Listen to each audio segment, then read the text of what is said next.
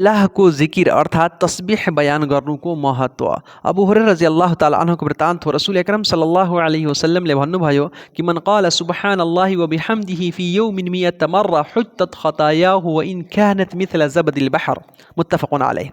अर्थात् जुनसुकै व्यक्तिले सुब्हानल्लाहि व बिहम्दिहि, यो शब्द सुब्हानल्लाहि व बिहम्दिहि एक दिनमा 100 चोटि भन्दछ भने त्यसको सम्पूर्ण पापहरू क्षमा भइहाल्छन्। त्यसको सम्पूर्ण साना पापहरू के हुन्छन्?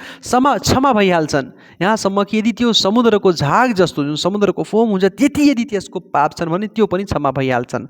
र दोस्रो हदिसमा छ, रसूल अकरम सल्लल्लाहु अलैहि वसल्लमले भन्नुभयो कि के तिमीहरूमध्ये कोही पनि व्यक्ति प्रत्येक दिन 1000 पुण्य प्राप्त गर्न सक्छ? मात्र केही क्षणमा त्यसले 1000 पुण्य प्राप्त गर्न सक्छ।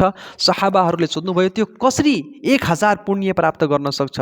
रसूल अकरम सल्लल्लाहु अलैहि वसल्लमले भन्नुभयो कि युसब्बिहु मियत तस्बिहा, त्यो 100 चोटि सुबहान अल्लाह भन्दछ, अल्लाहको तस्बिह बयान गर्दछ, अल्लाहको पवित्रता बयान गर्दछ भने त्यसको लागि फयुक्तबु लहु अल्फ हसना, त्यसको लागि 1000 पुण्य लेखिनेछ, त्यसलाई 1000 पुण्य प्राप्त हुन्छ।